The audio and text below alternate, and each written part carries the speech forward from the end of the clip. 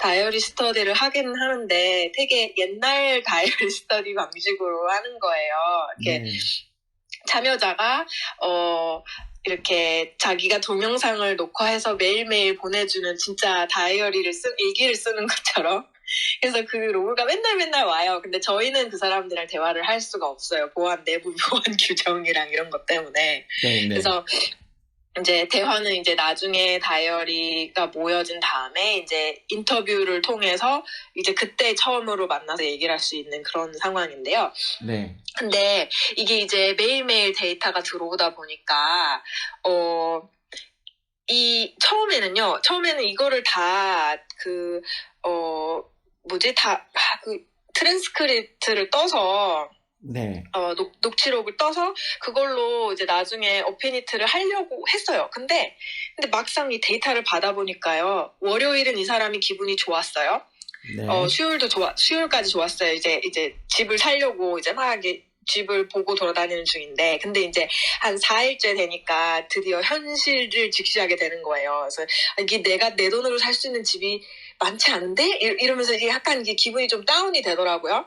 그러면서 이제 5일, 6일, 7일째 가서 이제 실제로 상황이 점점 다가오다 보니까, 야, 이게 아닌데 내가 집을 못 살 수도 있겠구나라는 현실 딱 부딪히면서 좌절을 딱 하더라고요. 근데 이거를 제가 어페니트를 하겠다고 그걸 녹취록을 다 뽑아버리면 이게 이 시간상 이렇게 움직이는 감정의 척도가 다 그냥 쪼개져 버릴 것 같은 거예요. 그리고 이제 다른 분들도 이제 비슷한 그런 감정의 이제 변화가 있을 건데, 그게 또 기분이 나쁜 건 나쁜 것끼리, 좋은 건 좋은 것끼리만 모이면 이제 그 변화는 없어지고 기분이 나빴다 좋았다만 그룹이 될 것 같은 거예요. 그래서 이걸 어떻게 효율적으로 처리를 해야 될까 이런 고민이 되더라고요.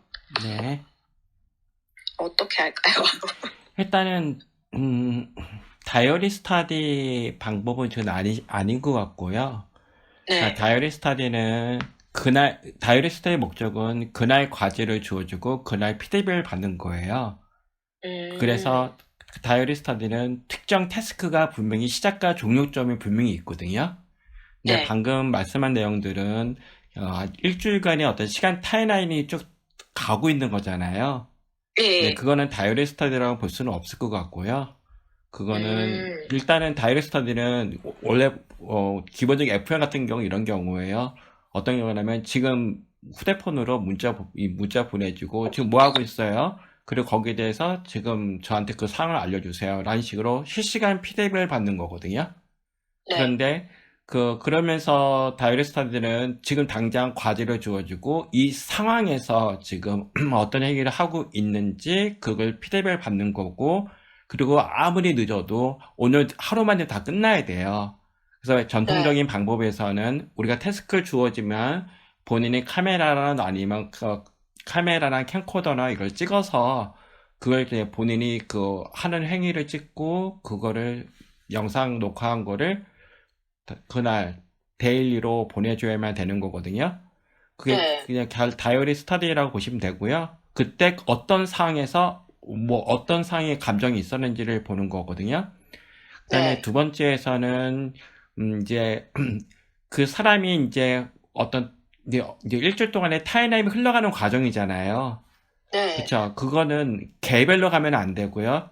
그런 이제 여정지도로 이제 전이맵으로 구성하는 건데, 전이맵은 여러 사람이 참여했을 때 그거에 하나의 스토리를 만들어 버리는 거거든요. 특정 개인에 따라가는 게 아니고요. 그렇기 때문에 다이어리 스터디를 여정지도로 가는 것도 상당히 무리가 있을 것 같고요.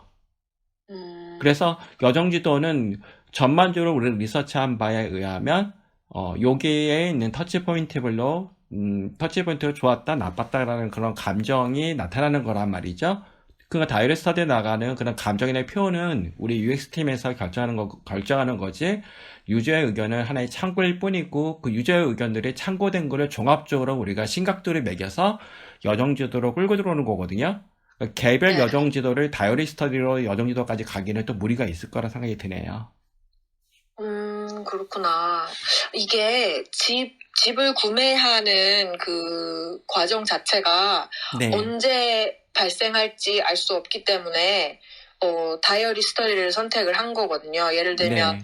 집을 보러 다니는데 집을 한 달 동안 보러 다닐 수도 있고 3달 동안 보러 다닐 수도 있고 마음에 드는 집과 이제 조건이 맞아서 딱 계약하는 그 순간이 언제 나올지 모르는 거잖아요. 네. 근데 이제 이거를 유저 인터뷰로만 접근을 하려고 했더니 이게 집을 계약한 지 몇 달이 지난 사람들이 패널로 들어오는 거예요. 아니면 뭐 1년, 2년 전에 계약했던 사람들이 들어오기 때문에 이걸 잘 기억을 못 하더라고요. 자기가 뭘 했는지 그 당시에. 네.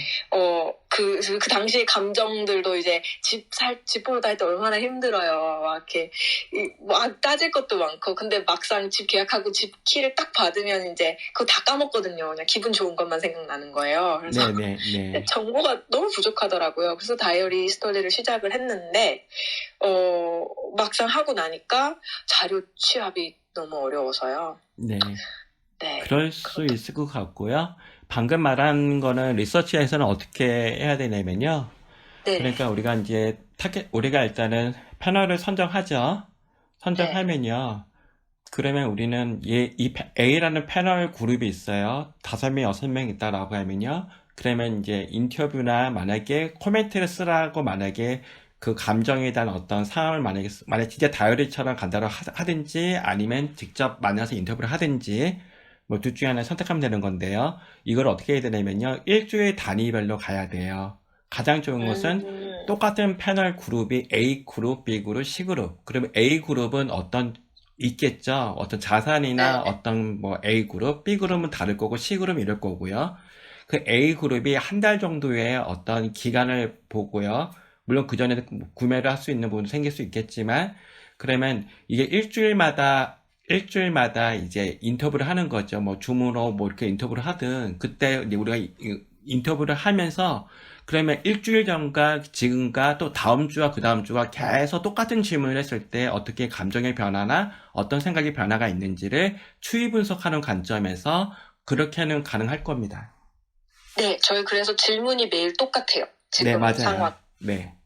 그래서 그러면 감정의 추이를 분석하는 방향으로 잡는 게 맞겠네요. 그쵸. 대신 똑같은 그룹이어야 되고 그 사람이 네네. 똑같은 질문지를 계속 주기적으로 리서치를 해야지만 되는 거겠죠.